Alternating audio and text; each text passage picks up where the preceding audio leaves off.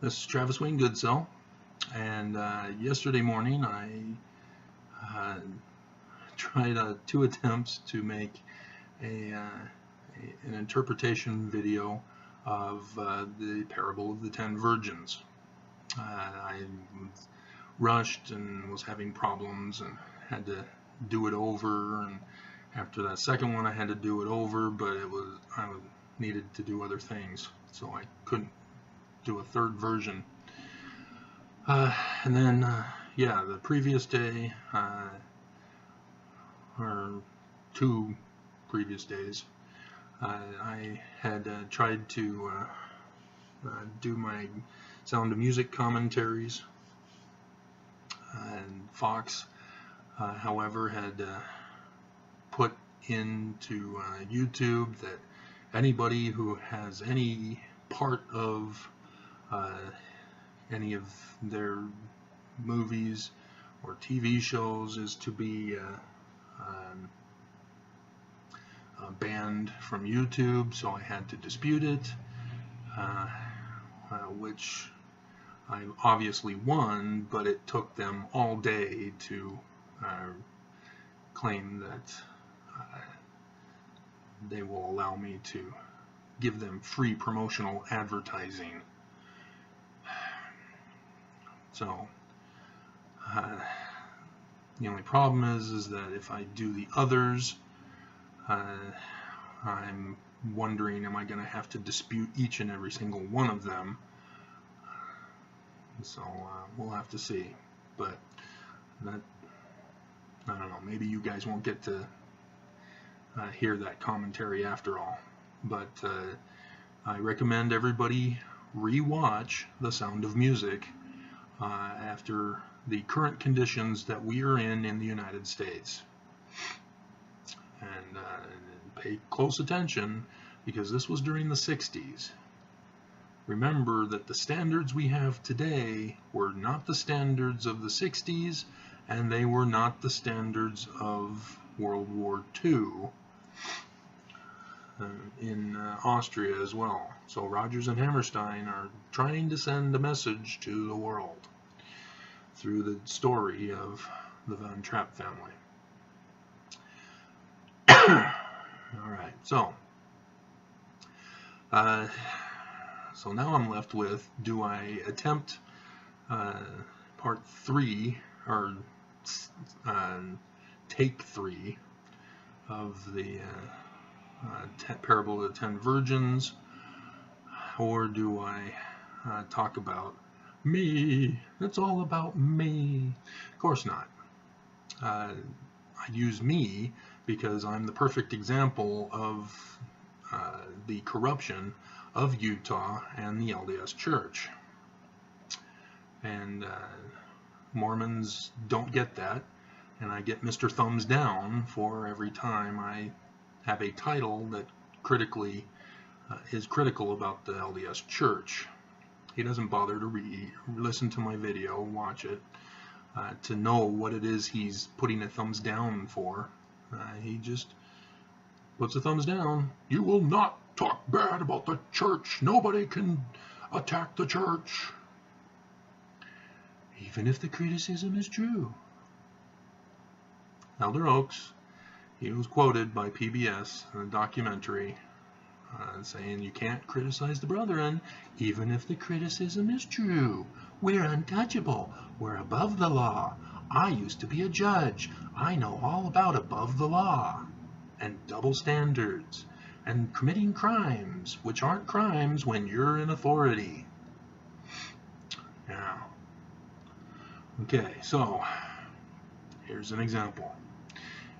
On the 17th of April, 1997, my wife, at that time, having premeditatively and in conspiracy with others, including her parents, my parents, and our bishop in Riverton, Utah, because we had just moved down from Riverton after I graduated from the University of Lethbridge in Alberta, where she is from.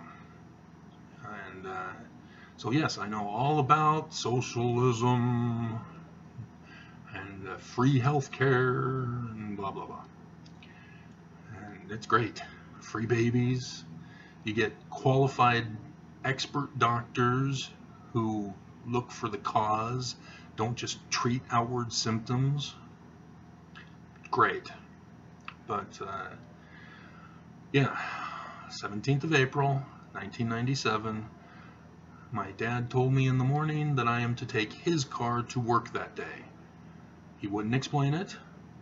And I said, okay. Obviously something was up.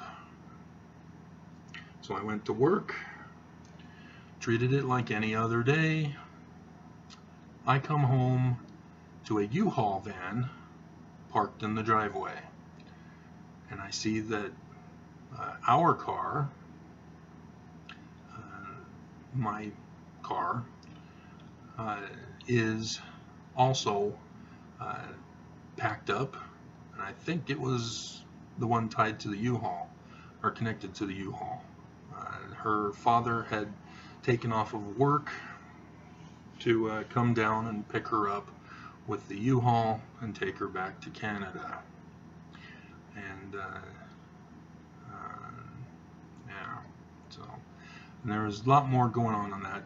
So just so that you know, I was not in agreement with it. According to the laws of the nation and Utah, it is legal to separate families. So despite the family proclamation, Mormons, it is legal to separate families. It's not called kidnapping when it's a spouse. You know, it's only kidnapping if there was a custody arrangement in the courts. If there was no custody arrangement, there is no crime. Crime is not a crime. And so she took my kids, and my dad promised her that he would make sure that I would not cause a problem. And she took everything except for my clothes, and well, she took the computer that I had at the time, which was pretty much a word processor. You could stick floppy disks in and store files on the floppy disk, but no internet. And so, yeah, all my initial Paleo-Hebrew research was stolen, and I had to redo it all. And so, yeah, I got screwed over. She up and left, took everything, claiming that she needed it for the kids. He was taking the kids away from me. That's also kidnapping. But crime is not a crime if it's the spouse. But of course I didn't know that at the time. All I know was that my rights were being violated right then and there.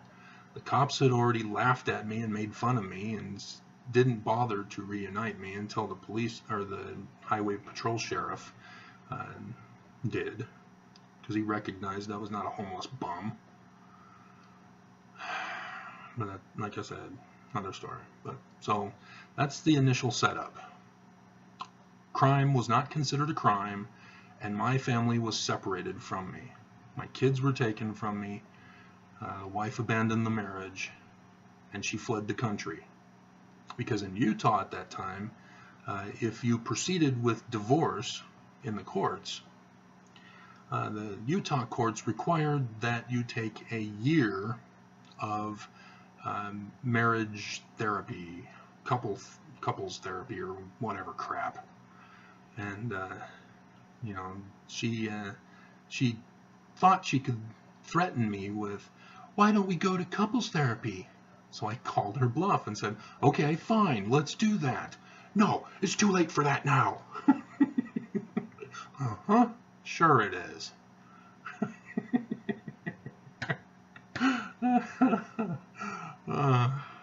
But yeah, crimes were committed against me.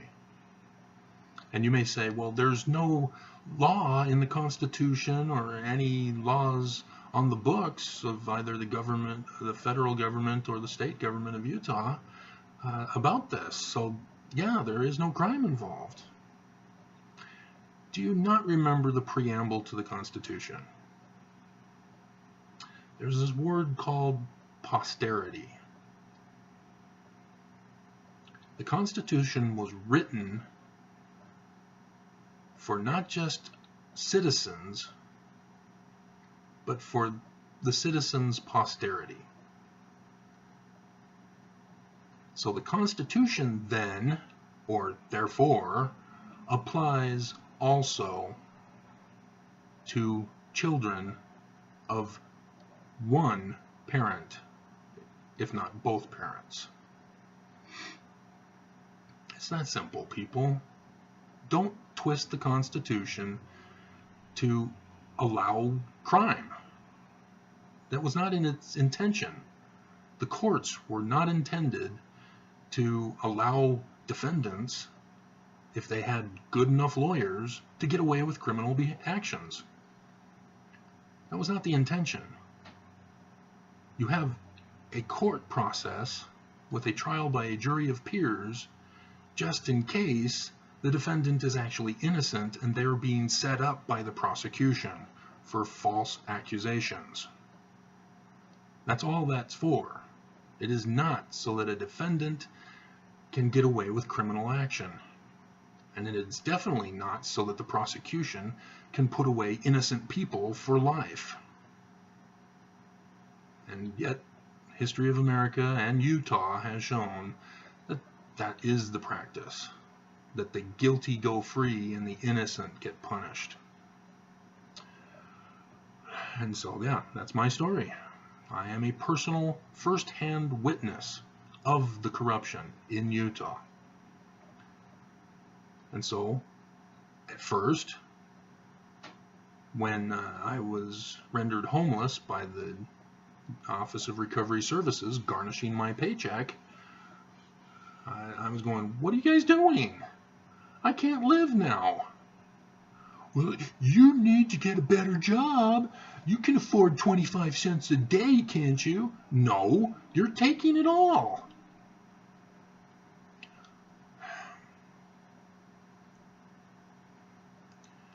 My children were kidnapped. No, they weren't. No, we're not listening. La, la, la, la, la. We're under orders by a foreign nation to destroy your life. What? And so I had to proceed with legal action. I didn't have the money for a lawyer, so I wrote Governor Huntsman, the governor at that time, and the person assigned to respond to my type of complaint responded back in saying, you must submit to the foreign country who kidnapped your children and is aiding and abetting in their hostage. They didn't obviously say those words, but that's what they said, that I must comply with the court orders. The court orders were the Canadian court. They were not the Utah court. And so basically, I was told by the governor's office, well, I was given the bird, shall we say. They weren't going to help me. And so the next thing I knew was, okay, I guess I got to go to the courts, because the Office of Recovery Services isn't helping me, the police aren't helping me, the governor isn't helping me, so I went to the courts.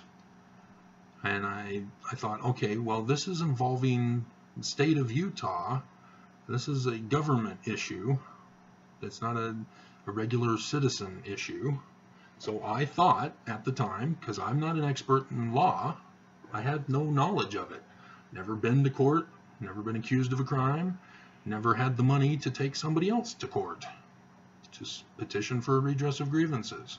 All I knew is that my constitutional rights guarantee me the right to petition for a redress of grievances. So I showed up at the federal courthouse, asked, is this the federal courthouse? Is this where I go to sue the government of Utah? And then the reception clerk guy, he wasn't the official clerk, he was just the guy that worked in the clerk's office, said, yeah, this is where you go. And said, well, it's for a civil complaint then, and gave me the paperwork to fill out, and I had to figure out how to fill it out and use the formatting that I had seen on other documents from other cases by others, and tried to submit and had to resubmit several times because I didn't do it right.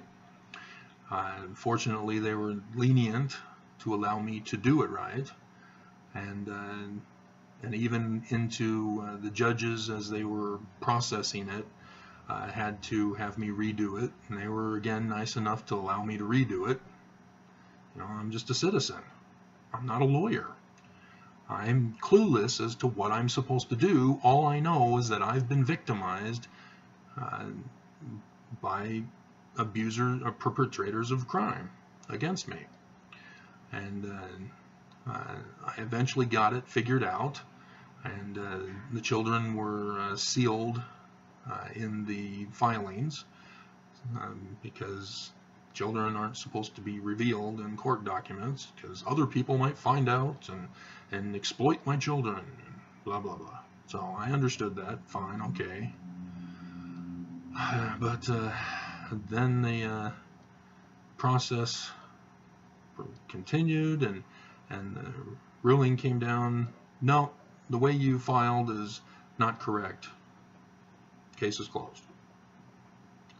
So I tried it again, doing the different way that was insinuated in the other filing, and again, nope, wrong filing, can't do it that way. So I tried it again, and this time I got it right.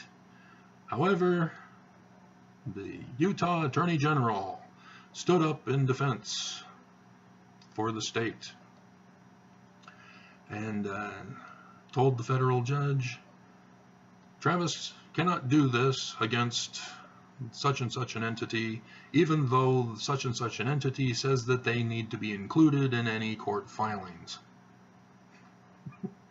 Yes, the actual court filings of the entity I was suing says in their documentations that if you are going to sue this entity, you must include us in the filings. Well, now I realize it's a trap, because once you do that, then the judge has to dismiss it, because Utah law says you can't do it. So I lost, and this took years, obviously, because I'm having to do it all manually. There's no format paper that I could work off of, and so I had to create the specific lines and all that stuff on there, and the wording, and I had to put down the laws that were violated. And yes, it was dozens of pages, because there were multiple violations of my constitutional rights through this whole process. And so yes, I didn't have Utah law code to look at, because we didn't have Google back then, and so I had only the Constitution to go by.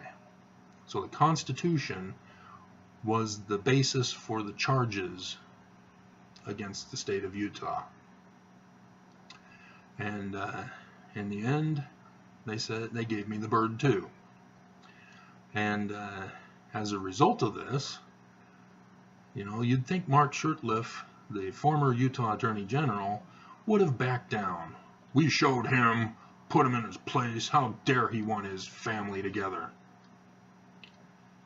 He's Mormon, by the way. He's the one that was charged with corruption while in office as Utah Attorney General. But then the prosecution was hijacked because the FBI and the witness were uncooperative. So, yeah, prosecution botched that up big time. and he was set free, and apparently I guess he got $1 million off of the deal for the false accusations. We're hoping one day he'll pull an OJ and try to steal back his memorabilia from somebody else who has it, with somebody in the gang that he goes with that have guns. So, yeah, one can hope, I guess. But yes, Mark Shurtleff wouldn't let it go. He had to exert his authority and control over me. And so the next year, on May 22nd, 2007, yes, we're now 10 years without my kids. They were now teenagers, with the youngest being 10 years old.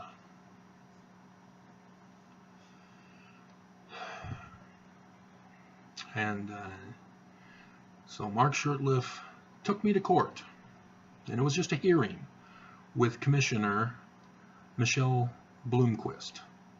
I knew Michelle Bloomquist from the older singles ward that I had been attending. She knew me and recognized me as well, and smiled when she saw me come in.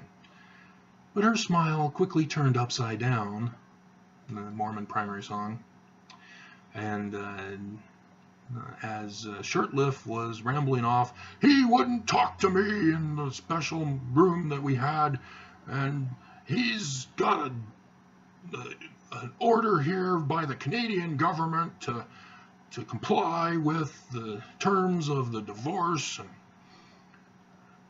And so Michelle Bloomquist chastised me for not talking with Mark Shurtleff, because he wouldn't listen when I said my children were kidnapped. I'm not listening. No, no, no. Nope, nope, nope. This was a revenge case. Mark Shurtleff wanted revenge. He wanted to punish me for daring to exert my First Amendment rights to petition for a redress of grievances. And Michelle Bloomquist aided and abetted Mark Shurtleff because he's the Rock. That's what they called him there in the courts. Everybody there in the courts knew him, and, oh, it's the Rock. Good to see you today. And so, yeah, Michelle Bloomquist said, okay, the divorce is official in Utah. And said, next time, Travis, get a lawyer. Oh, really? And with what money? Because it's been taken from me through garnishments. And so by 2007, I'd already lost my job, and I was ruined. I was hiding out in my parents' basement because my parents were still threatening me. And so I had to hide out in the basement, not go upstairs other than to sneak food back down to the basement, because I knew that my dad, if he saw me, would immediately argue with me, and we'd get into an all-out verbal fight. And you know, he'd already sent me to the streets before. He's already committed crimes against me. And so 2007, I was punished. But nothing they could do about it, because I've got no job to take money from. And so then my dad thinks he's helping the situation and gets me a contract job.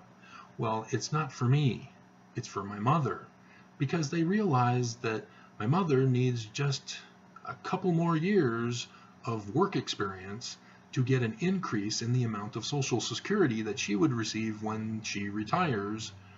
And so they needed somebody to do the work for her, because she can't do work, you know. And so my dad found the post office out in Draper and got the contract job with them under my mother's name so that she would get the work credit, and my dad did all the arrangements and then had me do the driving. And so I was paid in cash rather than through some kind of check, and so the government couldn't touch the money, and my mom was the one who was the beneficiary. And so I was screwed over on the amount I was getting. I was promised $200, but we weren't making that much in the beginning. So my dad, you know, promised a certain amount and didn't follow up on it until I actually got a number of houses to deliver to that would surpass the amount of $200. And even then, he was withholding the money because mother and father needed money. And they also needed to pay tithing on the money that I was working on.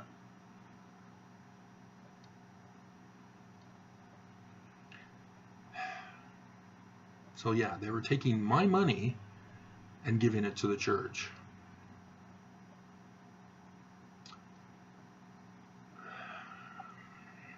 Again, more crimes committed by my parents. And then in the summer of 2008,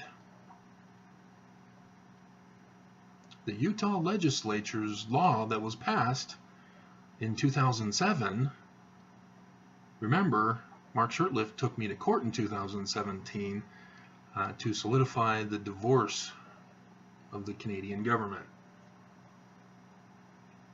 In 2008, Utah passed a law that went into effect in, I believe it was June or July, that deadbeat dads who are not paying the support for their children, even though their children have been kidnapped. Can you imagine if the Utah government blamed Elizabeth Smart's parents for not paying the ransom money to Brian David Mitchell? Can you imagine the horror? But that's exactly what happened to me. Oh, but Brian David Mitchell is not the spouse of Mr. Smart or Mrs. Smart. So in that case, it's kidnapping. But when a spouse does it, crime is not a crime. Okay, so this is already taking a long time, but yeah, you got to know, people, this is what Utah believes in. This is the horror that is in Utah. And so yes, driver's licenses were to be revoked from deadbeat dads. Wow, how are they supposed to earn money if they can't get to work? Brilliant thinking, Shurtleff. You convinced the Utah government to pass the law, but backfires on you guys. It's ridiculous. People think that, hey, we can make a lot of money by screwing people over and scamming them and financially ruining them. No, you don't. If you scam somebody out of money, you don't get any more money from them. It's just absurd, the kinds of thinking that people have. Oh, we're so smart, man. We're going to scam them out of money. It'll be awesome. We'll be able to do this for life. No. So, yeah, people are dumb. When you commit crime, you're dumb. And so, yeah, I was now in a job where I needed to have a driver's license. I was delivering mail. And they passed a law to take away my driver's license. So I had to be extra careful in my driving during that period of time so that I don't get pulled over for a speeding ticket or some other violation that some illegal patrolling cop would pull me over for. Yes, there is nothing in the Constitution that allows for a police officer to patrol the streets. The Constitution says directly that there must be a search warrant specifically naming the person and the things and the residence, etc. So thus, roaming cars, random people, are a violation of the Constitution without a warrant. But Utah law has it in their statute that police officers can patrol the streets and look for criminal violators without a warrant. The law is the warrant. Crime is not a crime. In recognizing the pattern of behavior, the culture of crime in Utah.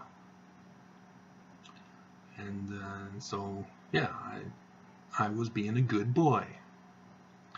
However, hold on.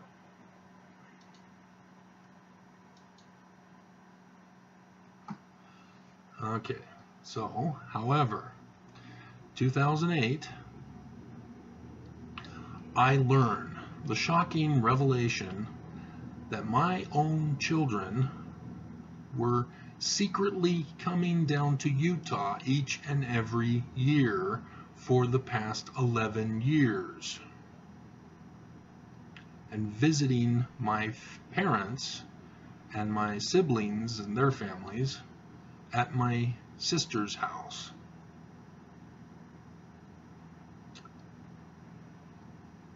Because I snuck into my parents' bedroom one day and found pictures of my kids with my parents.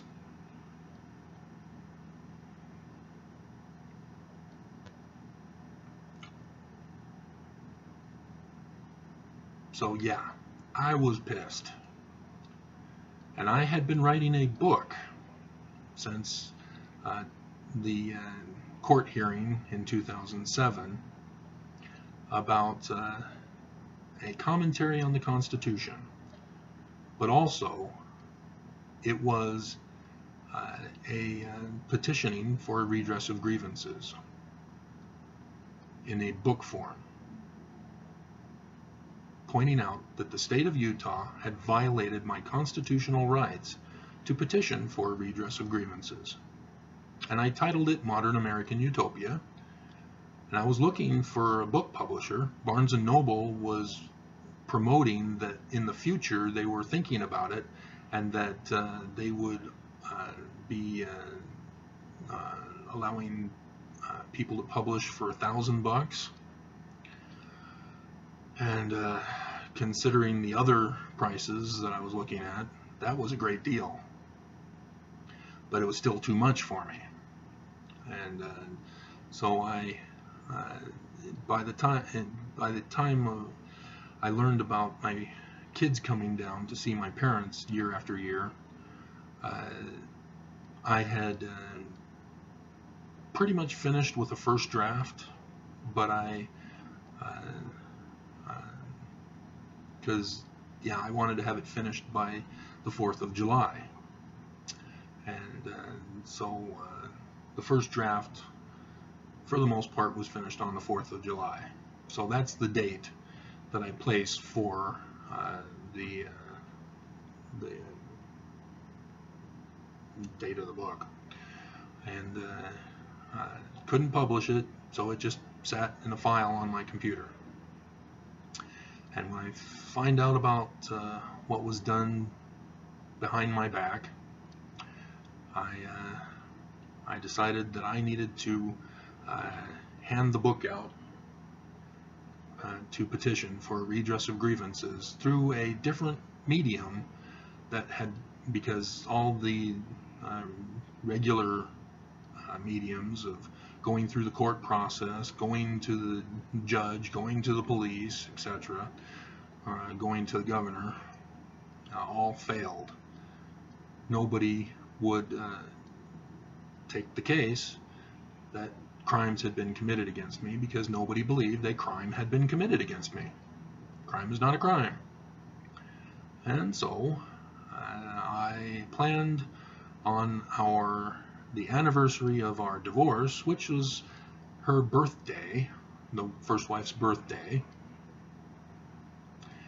and decided to deliver the book.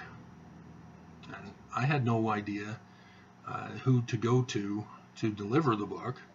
I only knew the federal courthouse had a box out front that you could submit filings after hours. And so I assumed the state courthouse and the Capitol had something like that.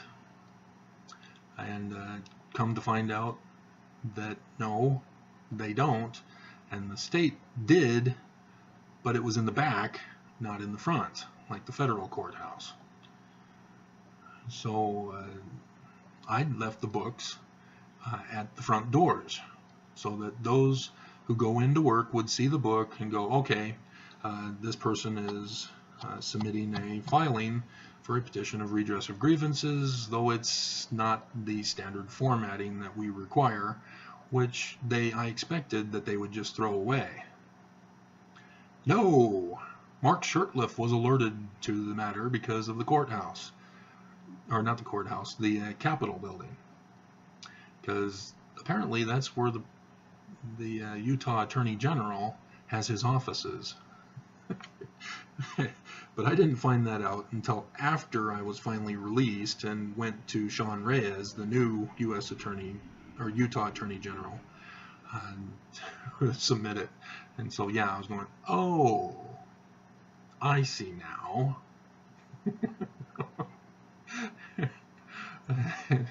And so, yeah, and sure enough, I go to the courthouse, or the Capitol building, in 2015, and I'm dressed in a suit.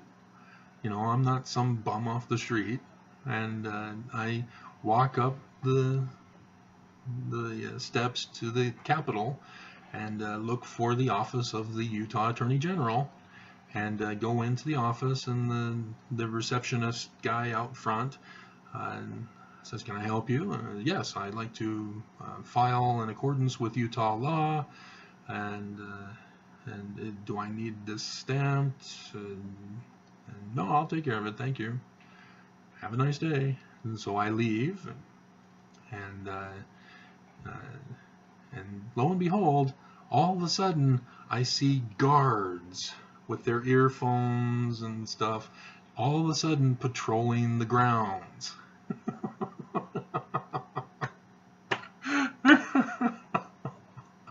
Oh man. Yeah, Utah is that evil. They do not like people who challenge them.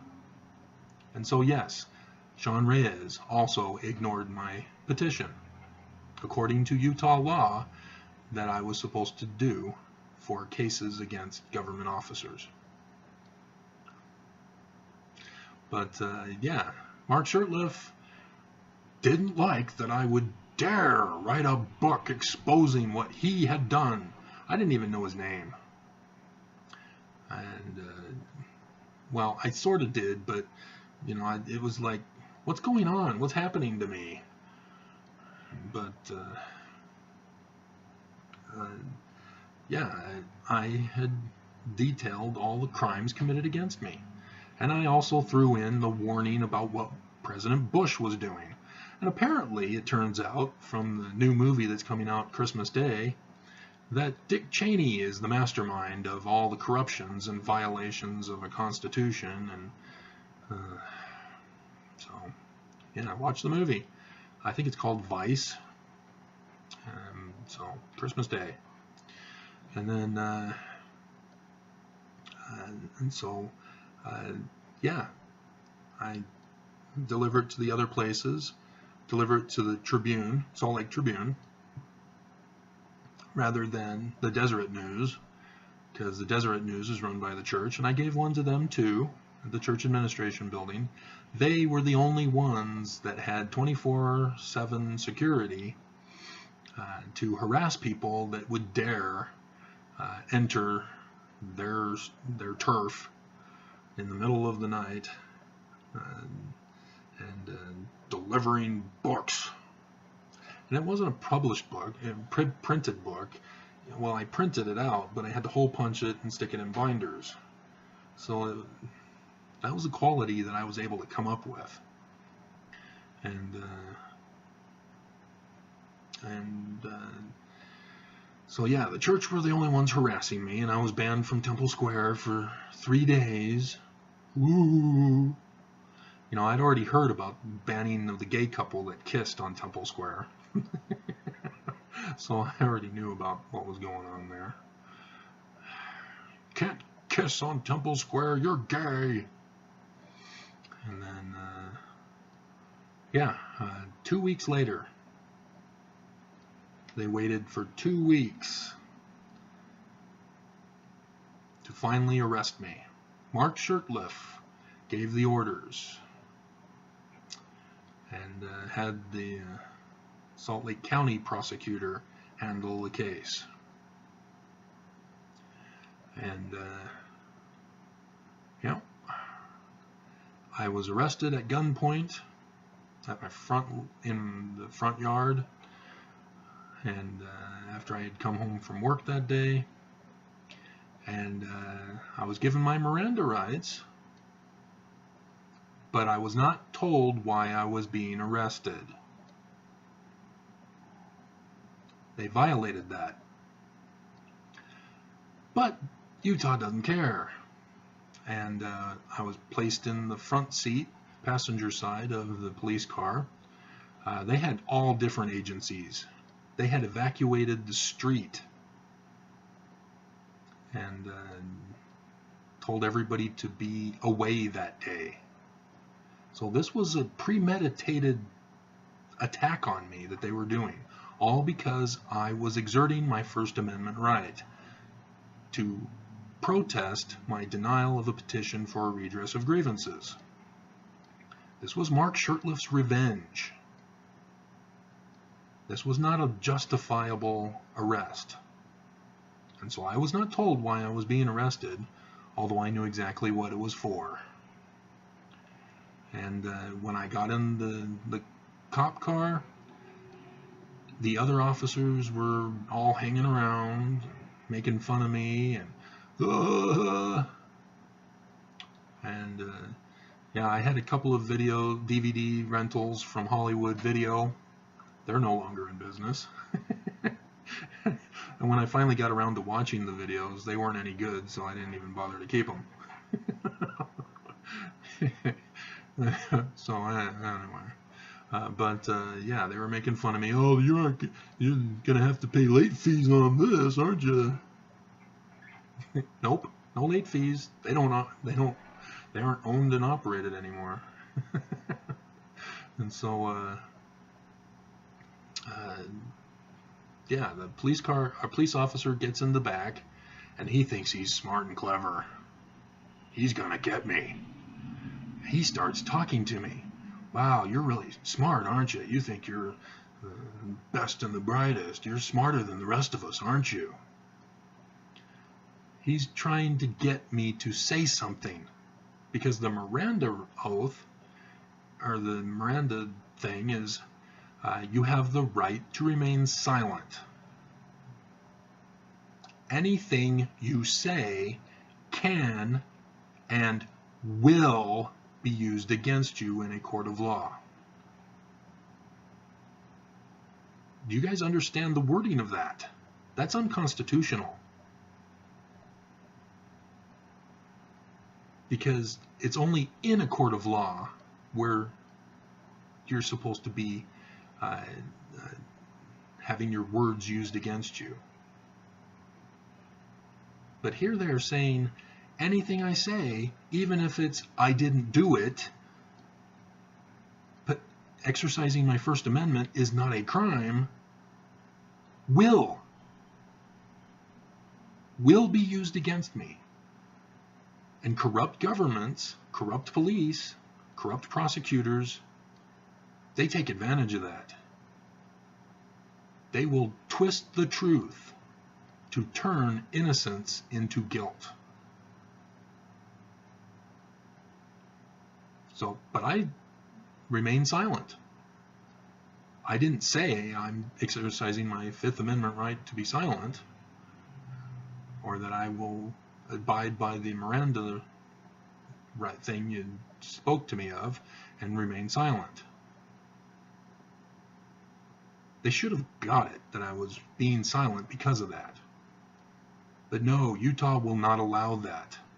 They will not allow people to protest and exercise constitutional rights. Not on their watch. Not on their case. And so in the discovery, the officer is said to have said that I gave a head nod in agreement with the question that he asked me. So I remained silent, but I gave body language. This is so corrupt. It's unbelievable that the judge even allowed this case to proceed. Judge Vernice Treese. She's the judge that allowed this case. It should have never gone to court. I should have never been arrested. This was a revenge by Mark Shurtleff. And so at the Salt Lake County Jail, I'm sitting out in the lobby area. There's a girl in the booth who's looking at me, and she's smiling and flirting with me, and I'm going, what in the world is she doing? Who is this girl? She sort of looks familiar. Is she from the singles ward where I used to go? I don't know. And then, yeah, the nurse guy comes to check on me to take my vitals, and he says that if I do not cooperate with him, I will be placed in the drunk tank, and that my information, the vitals, will not be used against me, and anything I say won't be used against me. But guess what happened? I got placed in the drunk tank. I was quiet. I was not resisting. I was not belligerent. So I was put in the drunk tank. And then after who knows how long, a psychiatric observer said, I think you've been in there long enough. Let's see if you can behave. They were watching me. They have video cameras in the drunk tank. There's no place to go to the bathroom except for a little spot in the center, which is a drain. So I tried to use that drain to go to the bathroom, but as soon as I tried, a guard passed by to open up and look inside to watch me go to the bathroom. It'll be used against me. That's body language. He's defiling government property. The Salt Lake County Jail's drunk tank. He's defiling it with his urine. They didn't do that, but they could have, because anything will be used against me. And so then I'm put into the center area where I wait and wait and wait and watch other people as they get processed through the system. 3,000 a month, they say, get processed through the Salt Lake County Jail every single month, on average.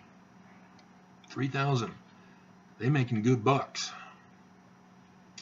And so finally I go into the booking, and some little girl asked me just one question. Have you written any books? Why, yes, I've written lots of books. She stamps the thing, and off I go to get fingerprinted and then picture taken, which is now on mugshots.com. And yeah, I was like, okay, writing books is now a crime. Is that what I'm being charged with? Everything will be used against you. And so then I'm sitting there waiting and waiting and waiting, and then a person saying that they're a psychiatrist or worker or whatever, and she wants to talk with me. And she assures me that anything I say will not be used against me. But then she said that we live in a democracy. And I replied, no, the Constitution says we live in a republic. Her countenance changed. Turned upside down, the primary song. She got up, moved past me, and went over to the guard on duty. And I watched as the guard on duty then looked over at me, and his countenance fell, and he got very angry. And then all of a sudden he comes over to me and escorts me into a booth and tells me to get naked and pass my clothes off to a little window thing that opens up and a guy takes your clothes.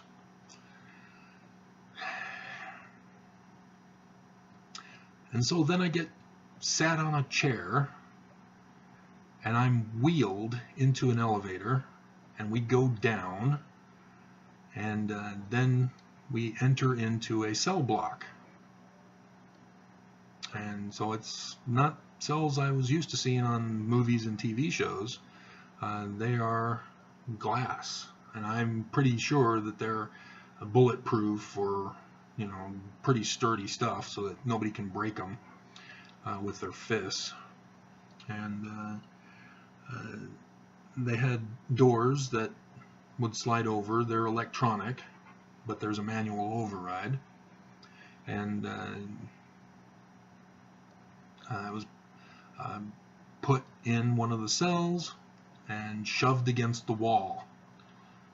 And the officer had me spread them, and he started sodomizing me with his fingers, because it's not a crime if you're in authority. And they had people videotaping this. They videotape all the crimes that they commit. And other people were gathered around to watch as Travis gets sodomized by the fingers of the officer. And he's yelling at me saying, if you dare turn around, you're gonna blah blah blah. And I'm like, yeah, whatever. And so yeah, I have a metal bed. I have a very thin padding, but no pillow, no sheets, no blankets, none of that, just the padding. And so I either had to use the padding with no pillow or wad it up into a pillow. I chose to wad it up into a pillow. You are forced, because I tried sleeping with my head to face the window. They don't like that. The guard immediately yelled at me to turn around and have my head against the window. That's how you have to sleep. And there was no tables, and there was a toilet that was attached to a sink that you had to keep pressing over and over again, but you had to wait for a minute or so until it would work again, because if you press it once, it runs for a few seconds and then it stops, and then you have to wait for several minutes before you can push it again and get it to work again.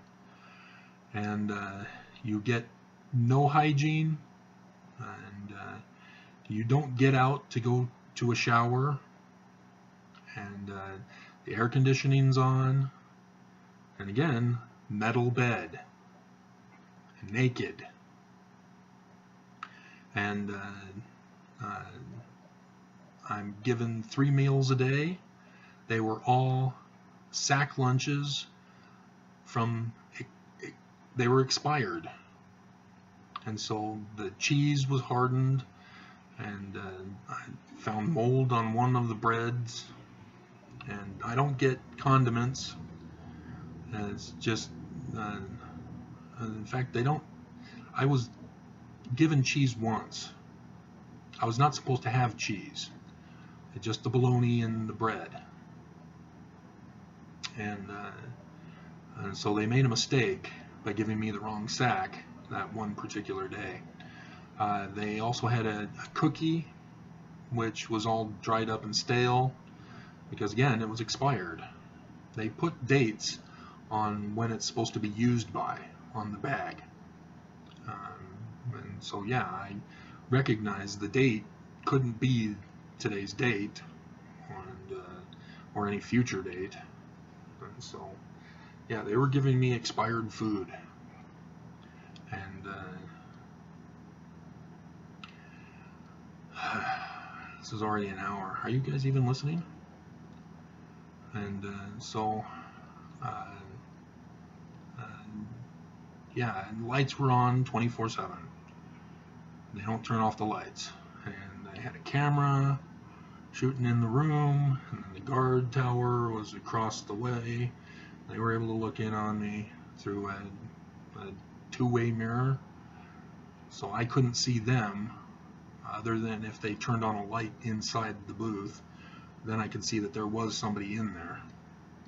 And every 15 minutes, guards would make his rounds and slam the big metal doors, and every 15 minutes, 24/7, with the lights on. Deprivation, sleep torture. I was tortured. That's what it is. They call it the psychiatric observation area, but it's a torture chamber. And every morning, the nurse would come take my vitals, and every day, a psychiatric person would come sit in a chair and tell me that I'm a criminal, I deserve to go to prison for life, and am I thinking of killing myself? Am I thinking of killing others? Over and over again. That's the psychiatric abuse that I've been talking about in other videos. That religions, governments, business leaders, bullies, they all do that. They want to break me. I was there for 2 weeks. They had no intention of releasing me. They had no intention of putting me in a court.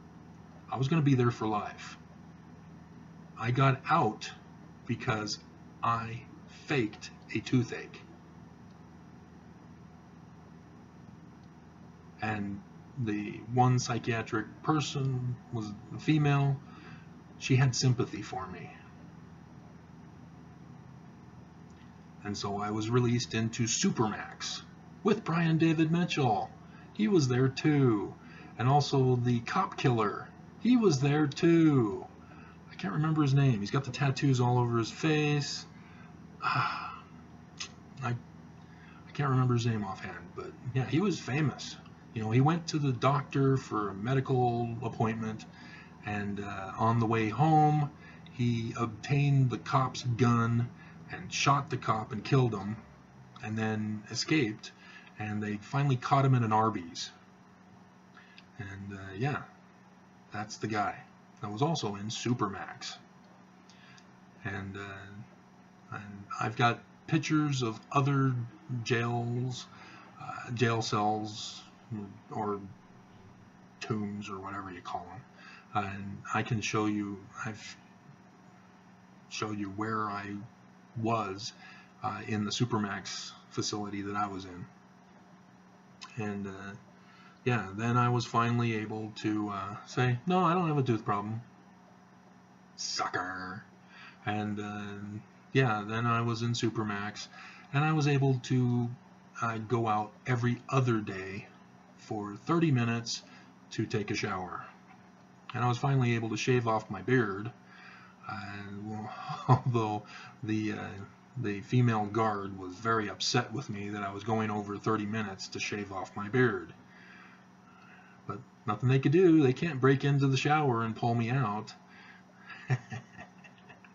And so, yeah, I shaved off my beard. No shaving cream, just the razor.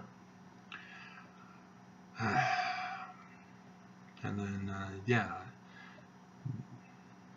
So, yellow is for Supermax and the high crimes people, and the tan, brownish, gray is for medium, and then blue is for the minimum security.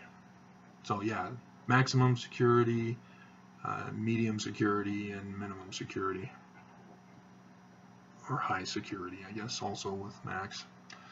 Supermax and whatever. And so yeah, and I was intended to be put in the Salt Lake Hospital instead of going to trial, because they knew they had no case.